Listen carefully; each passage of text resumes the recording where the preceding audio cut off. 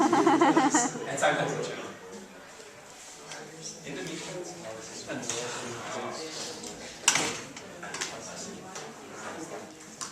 meantime, guys, I'm going to ask you a few questions while we're setting this up. I just want to make it's something I used. It's something I'm used to do here back actually at Massey in Secondary 5 with one of our history teachers. I'll split the class in half and we'll have a little competition on seeing who's going to get the right answers and everything. You're down the middle, so I'm going to say you're on the right. That way. Okay. So it's right down the middle. These are the two teams right here.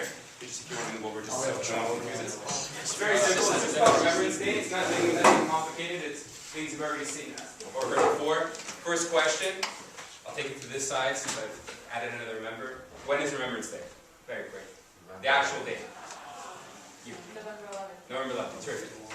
Second question. It's very easy. See, I thought it's not that bad. $1 million questions will be a little tougher, but we'll see. The second question is, at what time on November 11th do we celebrate, like we have a moment of silence? That's for on this side. 11 a.m. Perfect. Great. Next question is to this side. Why on 11 a.m. on the 11th do we have a moment of silence? Why that day? Why that time? Does anybody know? On this side. I think it's when the war ended. Which war? Not specific enough. First World War. Boom! Anthony Parada. So it's November. Yeah, I didn't give him a chance to reply, but November 11th.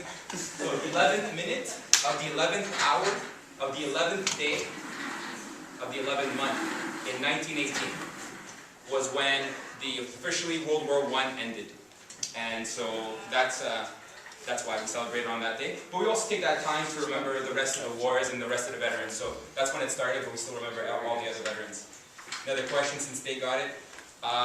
What is this? This side.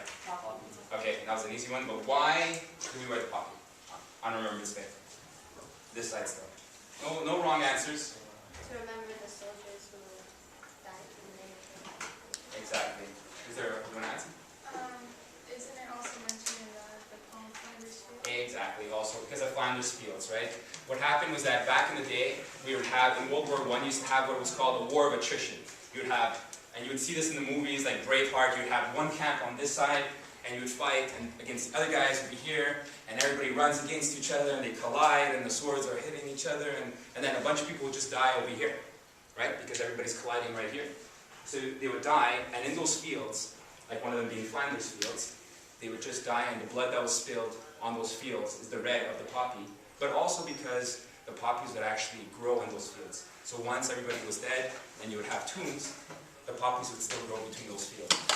So, question over here. Who wrote the famous poem in Flanders Field? John McCrae. John McCrae. Bonus question.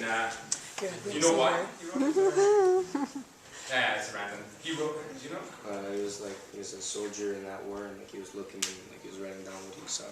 Exactly. That's good. It was he had a friend, a 21-year-old. He's actually a Canadian medical officer at the time, and he wrote it for one of his fellow comrades that passed. He was 21 years old, and he saw him in the field, and he wrote that poem.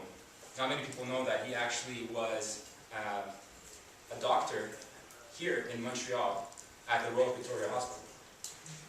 So John McCrae, Flanders Fields, a poem that is recited in, I think, over 20 languages during this week around the world, was written by a very own Canadian, not only Canadian, Montreal. So that's something to take away. I remember in grade 6, does anybody know the poem by heart? No? I know half of it. Start it. In Flanders Fields, the poppies grow between the crosses, row on row. That marker placed in the sky, the lark still bravely singing fly. Something like scarce among many guns below. I don't know. We are the dead. Short days ago, we felt dawn, sunset glow. Loved and were loved, and now we lie in Flanders Fields. Take our quarrel with the foes. From you, from failing hands, we throw the torch. Be yours to hold it high. If ye break faith with those who die, we shall not sleep, because poppies grow in Flanders Fields. Good. I used to recite it ever since I was in grade 6, and I continued ever since. To you, from failing hands, we throw the torch. Be yours to hold it high. Does anybody know what that means, kind of? If some of us fall, there's going to be more people in the future that might take that torch and keep on going. We're not going to give up here versus people who keep going. Exactly, yeah. Literally, like, here's a torch, like you're running in the marathons, in the Olympics. You're falling, you're about to fall here. Take our torch. Exactly. Continue, like the relay race. Continue with it. Continue on. Yeah, okay, so that's a good point over here. Plus recycling. I think it's kind of tight, man. There's a recital over here, a poem, plus this question. Guys, you're going to have to, this is the $1 million question. Let's see who gets it. We'll decide who wins. To you, from failing hands, we throw the torch. Be yours to hold it high. We see it in a locker room somewhere. Who knows which locker room, which sports team do we see this? Do you guys have the answer? First person to answer this? I heard it over here. I heard something over here. Montreal Canadiens? The man's right. Montreal Canadiens locker room has, in English on one side, to you from failing hands, and French on the other side. The reason, same reason like you mentioned, but only for the Montreal Canadiens. All these veterans that played for the Canadiens, that made them such a great team, the great team that we know, one of the best sports dynasties in the world. Every time Montreal Canadiens, the current players are in their locker room, they're looking at these guys with their pictures all over the locker room for inspiration. And that's why in the playoffs, if you see them, sometimes they have a little kid that comes out. Hopefully we'll see them eventually, maybe not this year, but next. There's a little kid that comes out with a little torch, and he skates around the hockey rink. Then he comes to the center of the Bell Center, and he puts the torch on the hockey rink floor, and then boom, you get this like animation of like a big flame.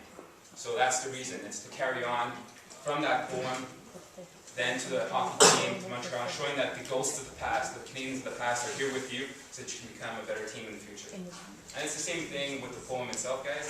It talks about military. I use that to see from the veterans that we saw that fought in other wars, like I spoke to them yesterday and all these days, for me to serve in my country now, and to just be a normal citizen in society, take inspiration from the past, and be who you want to be now in the present. How much time do I have for? Half an hour? Half hour. Half hour? Yeah, about 27 minutes. Okay, good. Guys, I'm going to move into what's called Operation Husky 2013, but before I do this, I want to ask who over here is Italian, of Italian origin? Perfect, great, because I'm half also. We're looking at, it's pretty much the same thing. I was never an FBI, a full-blooded Italian. No, apparently I was always called, I was the Latin guy, hey, the Spanish guy. Although my last name is Carlo. So, anybody from origins in Sicily? Oh, You? No? Okay, good. Capobasso? yeah, there we go. Okay, good. The reason I ask, you'll see eventually later. Operation Husky was the operation codenamed from the Allies. If you guys know who the Allies were during World War II, we're talking about England, we're talking about Canada was part of England, we're talking the United States, also Russia, France, going against the Axis, which in the beginning was Germany, Japan, and Italy. Italy was on the other side. We were fighting them until this Operation Husky.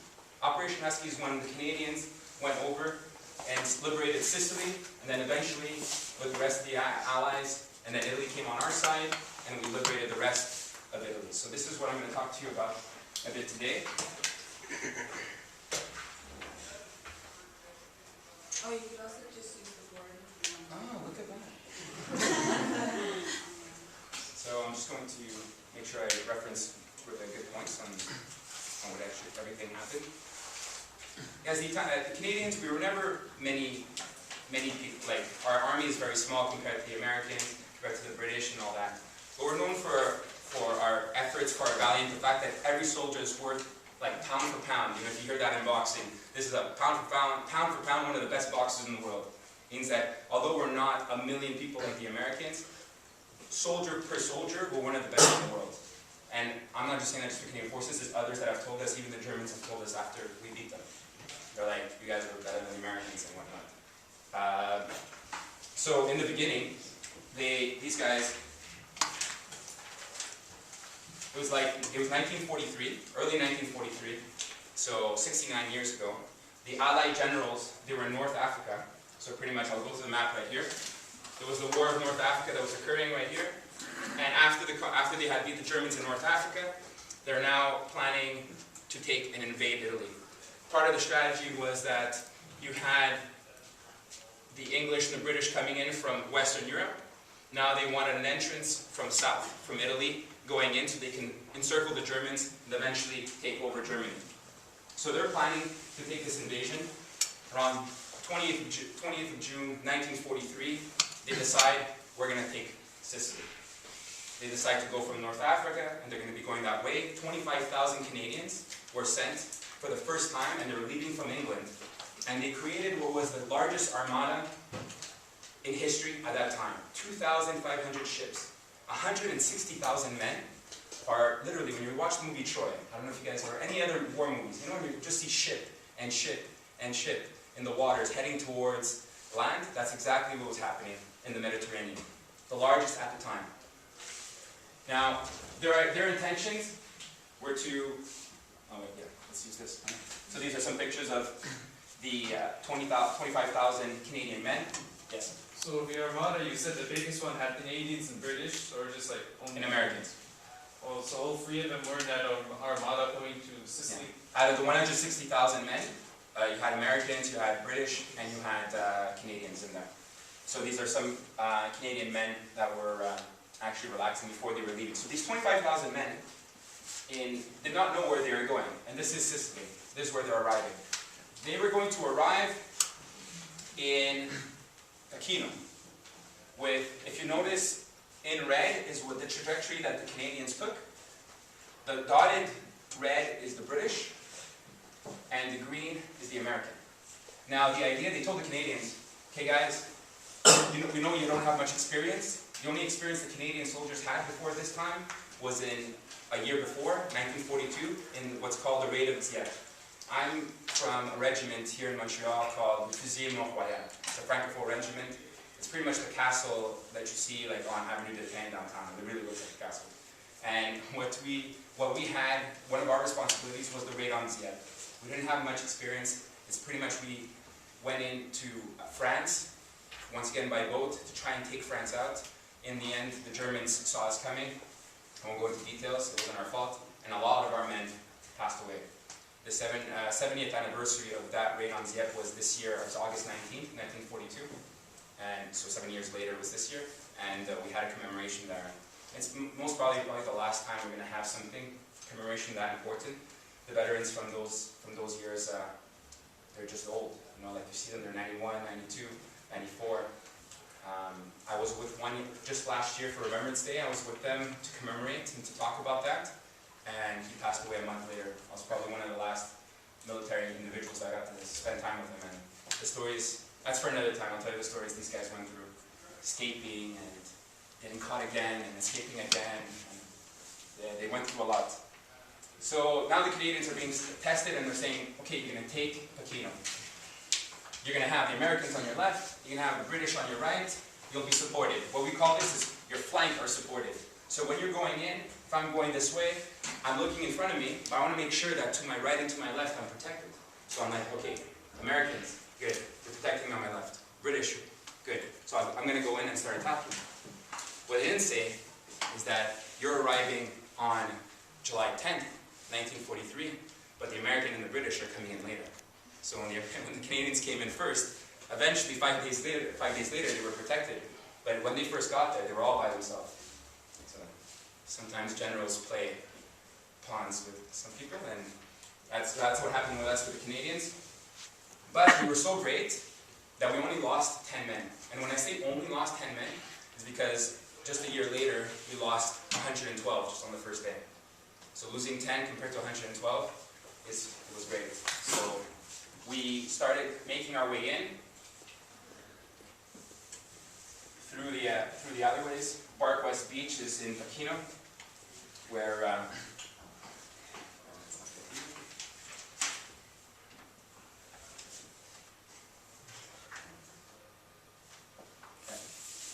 so that's how we actually embarked on Aquino.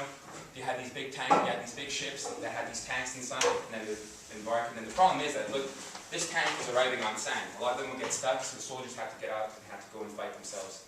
It was very tough as well, because these soldiers, along the way, a lot of their tanks got lost at sea. You have storms on the seafronts, and they just sunk. So a lot of their ships, a lot of their supplies were gone. And our Canadian soldiers, I don't know about you, but our summers are hot. But has anybody been back to Italy during summer around the months of July and August? How hot is it? Is it hotter than here? Yeah. Let's say, especially Sicily, you're in the Mediterranean. You're right, they're not used to that climate. So Canadians came from pretty much the UK, which is almost the same kind of temperature as us, get onto the beaches, their ships are lost, their supplies are lost, they're walking in the streets, it's 40 degrees dry outside. It took them, after they took the beach, it took them a few days to rest. I had a story yesterday because I went to a special event with a guy who actually was on that beach.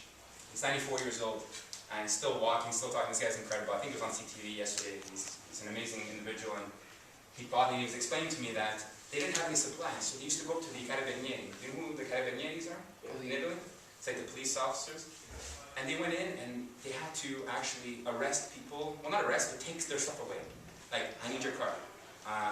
But you were allowed to, if you got your car taken away, you'd hand in a little receipt saying, I took your car away, Canadian forces, this and this and this. Take this, you'll get paid later. And they did. They were going to get paid later. But literally, they had to stop people so they can actually travel and go from one place to another. For food, people were, the Italians were, well, you know, you guys probably know, Italians, someone hungry coming into your house was not a problem. You'll be fed. You'll be fed more than you can, and maybe you won't even be able to fight after because you're so full. So that wasn't a problem, and the Canadians, the Italians really welcomed the Canadians and helped them out along the way because they didn't want to fight. At this point, Mussolini had gone crazy in their eyes, and they didn't want to be part of the war. So it was pretty easy. The Canadians, after taking the beach, they were pretty good going along the way, going to Modica, going to different cities, until they met the Germans. On July 16th, they had their most ferocious fight. The Germans, I will have to say at this point, they were not ready for the Allied forces to come in. Like I showed you on the map, you have Sicily at the bottom, picture the boots, you have Sicily. Then you have Sardinia. You guys know where Sardinia is? It's the other islands that are to the west of Sicily. So you have the boot, you have Sicily, then you have Sardinia, and you have Corsica. So the actual Germans thought we were going to come in through Sardinia and Greece. The reason for that, because the British and everybody else, the Allied forces, had something called Operation Mincemeat. Operation Mincemeat is what they did. They dressed up a British soldier, dead British soldier. They took his body, dressed him up, put secret documents in his pockets. And the secret documents said that the Allied forces are not going to be invading Sicily, that they're going to be invading through Sardinia and Greece, and they sent it on the shores of Spain. They wanted the Germans to take it, to read the secret documents, so the Germans would think, they're not coming in through Sicily, they're coming in somewhere else, and they're not going to be planning, they'll have least resistance when the Allied forces are going to come in. So the Germans actually bought it. But although there were still Germans there, the only reason Germans were there is because they were taking their troops from Italy and they were going to bring them to Greece. So we still had to face some Germans, and it was very intense. We faced them on July 16th. Although we lost many men during this fight, the Germans took a heavy beating because they weren't expecting us, and we fought through the streets. Once again, if you guys went to Italy, the streets are really small. They're made for a donkey, maybe two, to pass side by side. Tanks like this are very difficult to pass by. So to actually get to different places, to actually move forward with these tanks, you have to blow down houses. Right? So the Battle of Artona was literally, okay, boom, the Germans already had their positions, we had to blow down houses to move in, we had to send the soldiers, and house by house, floor by floor, go in through the walls, mouse-trapping, as they called it, to go and find every single German possible. So the Canadian forces continued, they continued on. At Jeddah was a big fight, and yesterday, when this presentation was actually occurring, the veteran that I was there, 94 years old, the guy was in the front end, and he's like, I was at Jeddah, I was there. And he was like screaming, he's like, I was there, I was just around the corner. And another amazing thing, there was a painting. There's different paintings from the Molson family that they donated to regiments across Quebec mostly, about different points of different parts of the war. Like our Fusil Royal actually has our own painting. It was on display yesterday. And there was another painting for the Royal 22nd Regiment. That painting has a specific moment in the war that, and I think it was in Artona, that was relevant for them. And that guy, that sergeant, who then became an officer, was injured in that exact painting. So the guy literally said, he was like, "You see over here?" And I was like, "Right in front of the church?" Smart for real. "You see right in front of the church? I got hurt there. I got my legs blown off. You know, well, not blown off, but like smashed, you know, and then he had to go into rehab. And so he had this all, and he was explaining exactly where he was. 94 years old, the guy still remembers everything along the path. Not only the people's names that passed away and everything, but exactly what happened, where he went, the names of the cities. He told me he knew exactly where they were 69 years ago. And I'll come back to that later, to this day, in Italy. These are French-Canadian individuals that now speak Italian. So, Operation Husky 2013 is to celebrate commemorate the 70th anniversary of that raid, that invasion of Sicily, and then eventually that became what's known as called the Italian campaign. The Canadians, we lost 562 people that lay there, and the intention is to go back there and commemorate them this year. So, next year, July 10th, we're going to have a ceremony at the beach of Pechino. First, this about man. First, I don't know, some words in French, military French. The first landing, so July 10th in Pechino. Have something along those lines. Commemorate our presence there. And then, the 562, or whoever, as many people as we can get, will walk for 20 days, because the whole campaign took 20 days. Well, 20 days to get to the final location.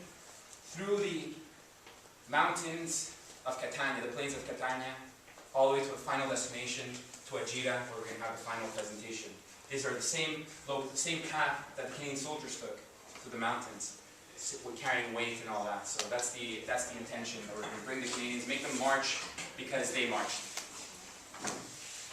And then finally, at our Canadian War Cemetery, because we do have a Canadian War Cemetery there, that's where all 562 members of the Canadian Forces that passed away are there. The intention is to have 562 Canadians, one in front of every tomb, every cross, and they're going to do a roll call. So what happens in the military in the morning or before an event, they have a list and they call your name and you say present, you know. And these soldiers are no longer present physically, but we're going to roll call them again, and there's going to be that Canadian representing them in front of them that will say present for them. And we'll continue that commemoration. Also at the same time, there is a commemoration there for Allied forces, but the Canadians don't have a big presence, so we're trying to raise funds so that we can, not us, but the organization is raising funds so we can have artifacts like showing that, hey, we were here too, and that it was important for this for us as well. Finally, we're going to go to Ajita, and we're going to have a reenactment of when the town was freed from Nazi rule, and the Canadians were there with the whole band and everything, and we're going to have that reenactment there to commemorate the 70th anniversary of that happening. So that is pretty much the gist of all that. And the reason I had asked you for what origins you were from is because this is a part of the history. Like, I didn't know this until I joined the Canadian Forces and until I found out. I used to hear stories when I was a kid from my grandmother, mostly, that during the war the Germans came through our town and that they did certain things. I remember I'm not going to repeat what they did, what she told me, but every town has their own story. And then she said, yeah, and then there was other soldiers that came by, and I remember that they were looking for Germans, you know, and they'd come in, and I'm like, oh yeah, well that's cool, you know, but I never knew who they were. Only did I find out later, those soldiers that came through my town, in Pietacatella and Campobasso, 1,200 people, were Canadian soldiers. A lot of you guys, if you have your grandparents and you ask them about the war, if you're from that region, ask them, and they'll probably tell you there was a soldier that passed by that freed either physically or came after the Germans left. Those soldiers are probably Canadian. So at that time, like the Italians were like with the Canadians, they didn't like the Germans anymore. Exactly. The Italians basically then switched to the Allied forces, and so you didn't have Italians fighting the Canadians anymore. They're either fighting alongside the Canadians or just not fighting them at all and supporting them along the way. So, yeah, they then became, in our eyes, the good guys. Mussolini paid the price there. So, once again, summer of 1943, that's next summer. So this is why I wanted to mention Campobasso. Campobasso in Italy, guys, it works a little very similar to Canada, but before you have provinces, you have regions. So when I mention who's from Campobasso, we always say that because it's similar, it's closer, like you get it more like precise. But let's speak of the region where Campobasso is from. It's like near Rome, in central. Yeah, it's central, but like Rome is part of Emilia Romagna. That's that adjoining Emilia Romagna. Campobasso is part of Molise. In Molise, you have two provinces. You have, like in Quebec, we have the province of Quebec, and so you have the province of Campobasso, and you have the province of Isernia. Now, the capital, just like in Quebec, the capital of Quebec is Quebec City. Capital of Campobasso is Campobasso, so Campobasso City. Campobasso City, and this is a picture taken from Campobasso City almost 69 years to the day. Let's say for fall, around this time. And you can't really see it there, but it says Canada Town. Campobasso City was known as Canada Town, or Maple Leaf City, because it was the headquarters of the Canadian forces once they got to that point. And it was from there that they then would get logistically, they would get their food, they would get their supplies, everything sent to Campobasso for them to continue on, further on to the other wars to take on the rest of Italy. So we have a deep connection with Italy, not just because we are of Italian origin, some of us, or from the East End, but because the twin city to Campobasso is Ottawa. There's sister cities and there's ways. That the fact that we, as Canadians, helped shape what's a bit of Italy at that time, and we helped after to reconstruct. We freed them, and they remember us dearly. I went to Campobasso, it's about an hour and a half away from my town, and you can, when they hear you from your Canadian forces, the respect is, and I didn't even know about this when I went, so now I know why. And so just to tell you that we have a connection to, the Canadian Forces has a connection to Italy, that where I go training, it's in Quebec City, and our training grounds are all Italian names. I didn't understand. Monte Serrano, Monte Saint Leonardo, because that was one of the cities that they had crossed. These Canadian forces, the French Canadians that freed Italy, named their own training grounds after the places that they went and they freed. So we have this deep connection. It's just for you guys to know. And next year we'll be commemorating this. And there might be stuff I'll be doing with Rockwell.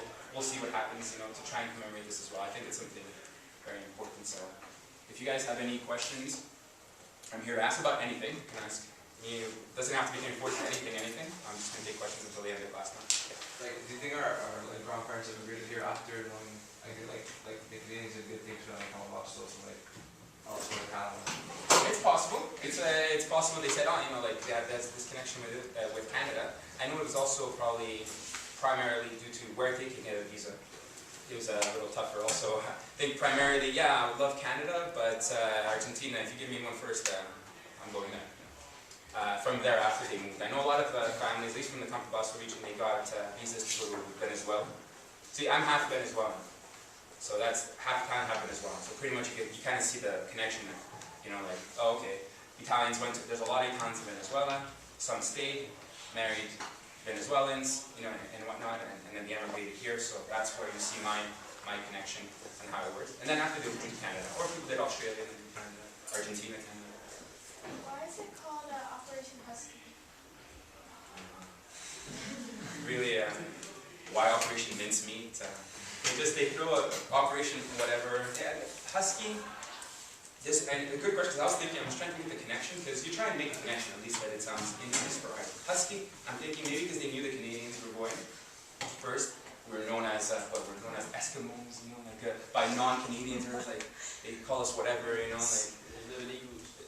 live in igloos, and so I'm thinking Husky, and I'm thinking, maybe Northern Dog, so in their head they're like, okay, this is the one the Canadians are taking, So, but good question. I'll look into it. Maybe I'll find something else for a question before or comment. No? I have a question. Yes. You mentioned that there were going to be representatives for those that fell. How are those representatives assessed? Yeah, it's a good question. I would love them to be students, and I would love them to be students from my old high school as well. I'm going to look into it. I know like yesterday what we had the Minister of National Defense, the Honourable Peter MacKay, yesterday at an event here in Montreal. It's Canada Company that's organizing this. That's at the Charter of Rights. That's awesome. English and French? English and French, yeah. Nice. So he was there yesterday to raise funds for this. So that's we'll see. I'm literally going to see how that works. And if you go on the site, there's a place I think where you can enroll, and then from there they can give you more information. But I'll definitely be circulating information, at least for Massive. I'm not supposed to be biased. They would select, like maybe relatives, are they going to trace them? No, I don't think they're necessarily going to go that way. I think it might be open to people like volunteers and whatnot. There's a little issue right now just because they're wondering, are they going to bring some military people, or is the military going to go on their own, so we're just going to free up spots for everyone else. But if it's Canada Company, CanadaCompany.org, and from there you can see Husky opportunities 2013. But I'll keep you guys, if you guys are interested. Wait, first, before I ask any question, what grade is this? Second year. Sir, like, I'm sure Canada helped more than just Sicily, but Sicily is like the most significant to Canadians, I assume, right? There was Dieppe, like I said, a year before, but we lost a lot of men in order to do that. There are a lot of other battles, because we left for Sicily, and this is very big for us. We also did contribute a lot of efforts to mainland Europe. So the FMR, like my regiment, was not part of this. There was another regiment. We took the Rhineland, which was Germany at that point, and our famous battle at that point was Bastogne in France. So we were going to France, continental Europe, to eventually get to Berlin and Holland. So our big thing is Holland, where we end up. That was the last of the areas to be freed in Europe from the Nazi rule. So. But Canadians, guys, you can be proud. We did a lot in World War II. After that, we then switched and became peacekeepers. Right? I don't know if a lot of you know that we were the creators of peacekeeping. The idea was from Prime Minister Pearson, who at that point was I think he was delegate to the United Nations, at least the Foreign Affairs Minister of Canada.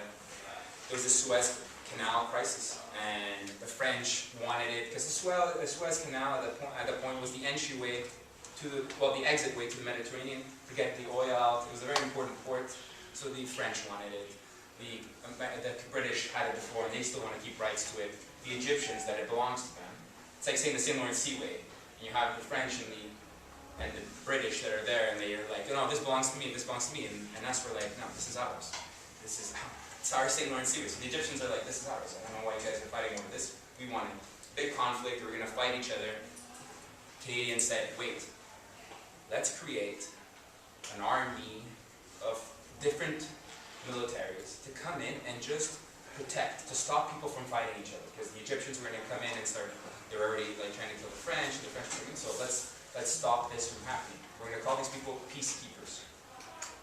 Peacekeepers are in Aboriginal communities. If you go to Ganasataki or Ganawagi, you don't have police officers there. You have peacekeepers. It's a different mentality when you change it, you know. Are you a peacekeeper or are you like an aggressor, you know? So in Aboriginal circles, peacekeeping is to, okay, we're not fighting. I'm not going to come in and take you down. We're just going to try and support. You done 214. 214. So we took that concept of peacekeeping, put it internationally, and that was our future for 30 years. And just recently now that we take something differently to make Afghanistan different combat. So. I have a question, it's more of a controversial question. What would you say to people who say now that, you know, under current government administrations that Canadian military has moved from peacekeeping to no longer peacekeeping? It's definitely a move that changed from our previous. This operation in this case, some of us call it a war, others don't call it a war. But how this started, how Afghanistan started, is that we're a member of NATO. NATO is a North Atlantic Treaty Organization. And that happened was during the Cold War when you had the Russians on one side and the Americans on the other, and you had communism and capitalism. You had our side have an alliance with other countries. So in there you have Germany, you have England, you have France, you have the US, you have Canada, you have a bunch of different countries all together. And their motto was, an attack on one is an attack on everybody.